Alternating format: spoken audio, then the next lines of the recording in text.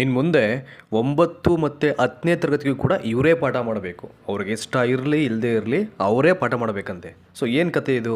ಎಲ್ರಿಗೂ ನಮಸ್ಕಾರ. For the very first time ಯಾರೆಲ್ಲ ನಮ್ಮ ವಾಹಿನಿನ ನೋಡ್ತಾ ಇದ್ರೋ ಕೂಡಲೇ ಸಬ್ಸ್ಕ್ರೈಬ್ ಮಾಡಿ, ಹಾಗೆಯೇ ನಿಮ್ಮೆಲ್ಲ ಸ್ನೇಹಿತರಿಗೂ ಶೇರ್ ಮಾಡಿ. ಭಾಳ ಮುಖ್ಯವಾಗಿ ದಯಮಾಡಿ ನಮ್ಮ ವಾಹಿನಿಗೆ ಮೆಂಬರ್ಶಿಪ್ ಮಾಡ್ಕೊಳ್ಬೇಕು ಅಂತಕ್ಕಂಥ ಒಂದು ಅಪೇಕ್ಷೆ ಯಾರಿಗಿದೆಯೋ ಲಿಂಕ್ ನಿಮಗೆ ಡಿಸ್ಕ್ರಿಪ್ಷನ್ ಬಾಕ್ಸಲ್ಲಿ ಕೊಟ್ಟಿದ್ದೀನಿ. ಮೆಂಬರ್ಶಿಪ್ ಲಿಂಕನ್ನು ಕ್ಲಿಕ್ ಮಾಡಿದ್ರೆ ನೀವು ಮೆಂಬರ್ ಆಗ್ಬೋದು. ಆ್ಯಂಡ್ ಹಾಗೆಯೇ ಡಿಸ್ಕ್ರಿಪ್ಷನ್ನಲ್ಲಿ ವಾಟ್ಸಾಪ್ ಮತ್ತು ಟೆಲಿಗ್ರಾಮ್ ವಾಹಿನಿಯ ಲಿಂಕ್ಸ್ ಇದೆ. ಆ್ಯಂಡ್ ಅಲಾಂಗ್ ವಿತ್ ಅದರ ಜೊತೆಗೆ ಹಳೆಯ ಪ್ರಶ್ನೆ ಪತ್ರಿಕೆಯನ್ನು ಬಿಡಿಸಿರ್ತಕ್ಕಂಥ ಲಿಂಕ್ ಕೂಡ ಇದೆ ಫ್ರೀ ಆಫ್ ಕಾಸ್ಟಲ್ಲಿ. ಯಾವುದೇ ಪೇಮೆಂಟ್ ಇಲ್ಲದೆ ನೀವು ಉಚಿತವಾಗಿ ಆ ಲಿಂಕನ್ನು ಕ್ಲಿಕ್ ಮಾಡಿ ವಿಡಿಯೋಗಳನ್ನು ವಾಚ್ ಮಾಡ್ಬೋದು. ಸೊ ವಿಚಾರಕ್ಕೆ ಬರೋಣ. ಈಗ ನೋಡಿ, ನಿನ್ನೆ ಒಂದು ಕರ್ನಾಟಕ ರಾಜ್ಯಪತ್ರ ಪ್ರಕಟ ಆಗಿತ್ತು.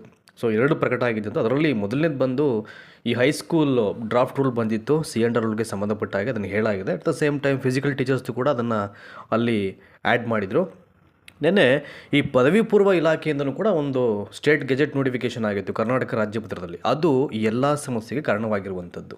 ಸೊ ಏನಿದೆ ಅದರಲ್ಲಿ ನೋಡಿ, ಫಸ್ಟು ನಿಮಗೆ, ಏಕೆಂದರೆ ಅದೊಂದು ರಾಜ್ಯಪತ್ರ ನಿಮಗೆ ತೋರಿಸ್ಬಿಡ್ತೀನಿ. ಏಕೆಂದರೆ ನಾನು ಏನೇ ಹೇಳಿದ್ರು ನಾನು ಬ್ಲೈಂಡಾಗಿ ಏನು ಹೇಳಲಿಕ್ಕೆ ಹೋಗಲ್ಲ.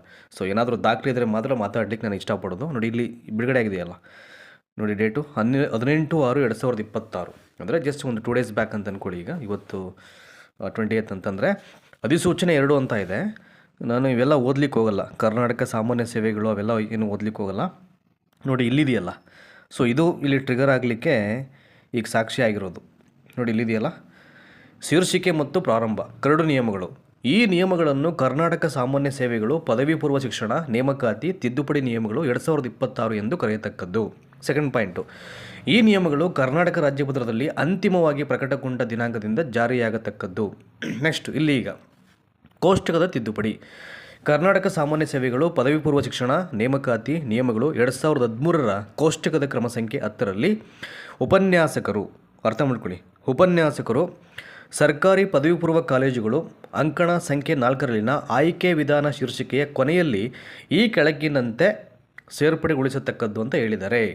ಸೊ ಏನು ಸೇರ್ಪಡೆ ಮಾಡಬೇಕಿಲ್ಲಿ? ನೋಡಿ ಇಲ್ಲಿದೆಯಲ್ಲ, ಇದು ಈ ಎಲ್ಲ ಸಮಸ್ಯೆಗಳಿಗೆ ಈಗ ಐ ಥಿಂಕ್ ಟ್ರಿಗರ್ ಆಗಿರುವಂಥದ್ದು. ಸಾಕಷ್ಟು ಜನ ಈಗ ಉಪನ್ಯಾಸಕರ ವಲಯದಲ್ಲಿ ಇದಕ್ಕೆ ವಿರೋಧ ವ್ಯಕ್ತವಾಗ್ತಿದೆ. ಏನಿದೆ ಇಲ್ಲಿ?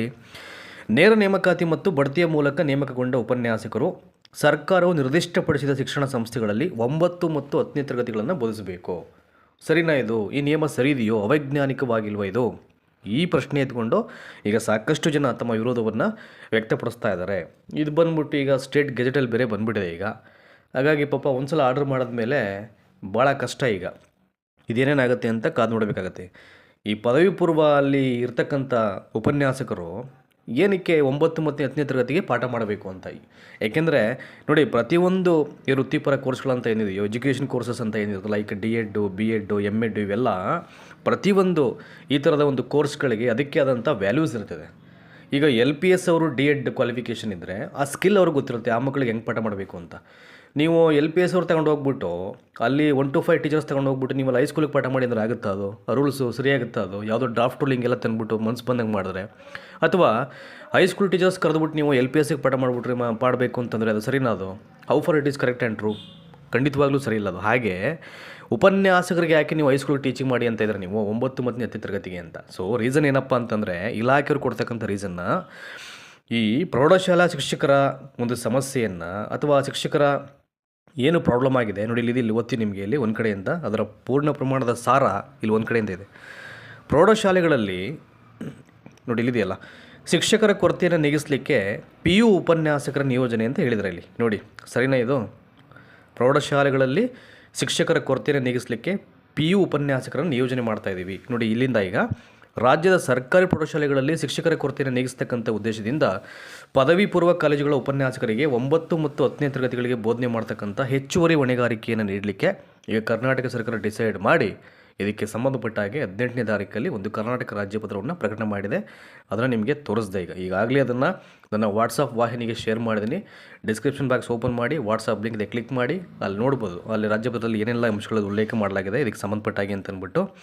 ಸೊ ನೆಕ್ಸ್ಟ್ ಮಾಡೋಣ ಈಗ. ಕಾರಣ ಈಗ ನಿಮಗೆ ಇದಕ್ಕೆ ಪೂರಕವಾದಂಥ ಎಲ್ಲ ವಿಷಯಗಳನ್ನು ಇಲ್ಲಿ ಕೊಟ್ಟಿದ್ದಾರೆ. ಇಲ್ಲಿ ಇನ್ನು ಮುಂದೆ PU ಉಪನ್ಯಾಸಕರು, ನಾನು ಆರಂಭದಲ್ಲಿ ಹೇಳ್ದಂಗೆ ಅವ್ರಿಗೆ ಇಷ್ಟ ಇರಲಿ ಇಲ್ಲದೇ ಇರಲಿ 9 ಮತ್ತು 10ನೇ ತರಗತಿಗೆ ಏನು ಮಾಡಬೇಕು? ಕಂಪಲ್ಸರಿಯಾಗಿ ಟೀಚ್ ಮಾಡಲೇಬೇಕು ಅವರು. ಇದು ನೇರ ನೇಮಕಾತಿ ಮತ್ತು ಬಡ್ತಿ ಹೊಂದಂಥ ಸಾವಿರಾರು ಉಪನ್ಯಾಸಕರಿಗೆ ದೊಡ್ಡ ಆಘಾತ ನೀಡಿದೆ. ಅದು ಏನು ಪಾಪ ಪ್ರಮೋಷನಲ್ ಹೋದವ್ರಿಗೂ ದೊಡ್ಡ ಹೊಡ್ತಾ ಇದು. ಏನು ಕತೆ ಇದು? ಏಕೆಂದರೆ ಒಂದು ಕೇಡರಿಂದ ಮತ್ತೊಂದು ಕಡೆಗೆ ಪ್ರಮೋಷನ್ ಹೋದ ತಕ್ಷಣ ಅವ್ರಿಗೆ ಆದಂಥದ್ದು ಡಿಗ್ನಿಟಿ, ಅದಕ್ಕೊಂದು ಗೌರವ, ವ್ಯಾಲ್ಯೂಸ್ ಇದ್ದಿರುತ್ತೆ. ನೀವು ಮತ್ತೆ ಯಾವುದೋ ಲೋಯರ್ ಕ್ಲಾಸಿಗೆ ತಂದ್ಬಿಟ್ಟು ಪಾಠ ಮಾಡಿ ಅಂತಂದರೆ ಏನು ಇದು ಕತೆ ಇದು? ಏನಿದು ಈ ದುರಂತ ಇದು? ಇದೆಲ್ಲ ಅವ್ರಿಗೆ ಥಿಂಕ್ ಕ್ವಶನ್ ಬಂದ್ಬಿಡುತ್ತೆ ಅದು ಮನಸ್ಸಲ್ಲಿ. ಏನಕ್ಕಾದರೂ ಇಲ್ಲಿಗೆ ಬಂದ್ಬಿಟ್ವಿ ಅಂತ ಅಂದ್ಬಿಟ್ಟು. ನೋಡಿ ಇಲ್ಲಿದೆಯಲ್ಲ ಈಗ. ಸೊ ಈಗ ಕರ್ನಾಟಕ ಸಿವಿಲ್ ಸೇವೆಗಳು ಅಂತ ಏನಿತ್ತು ಕರ್ನಾಟಕ ರಾಜ್ಯಪತ್ರದಲ್ಲಿ, ಅದನ್ನು ಎಲ್ಲವನ್ನು ನಾನು ನಿಮಗೆ ಆ ರಾಜ್ಯಪತ್ರದಲ್ಲಿ ಏನಿತ್ತು ಅದೊಂದು 2 ಲೈನ್ ಓದಿದ್ದೆ. ಈಗ ನೋಡಿ ಇದೆಯಲ್ಲ ಇಲ್ಲಿ, ಕರ್ನಾಟಕ ಸಾಮಾನ್ಯ ಸೇವೆಗಳು ಪದವಿ ಪೂರ್ವ ಶಿಕ್ಷಣ ನೇಮಕಾತಿ ನಿಯಮಗಳು 2013ಕ್ಕೆ ಸರ್ಕಾರ ಮಹತ್ವದ ತಿದ್ದುಪಡಿಯನ್ನು ತಂದಿದೆ.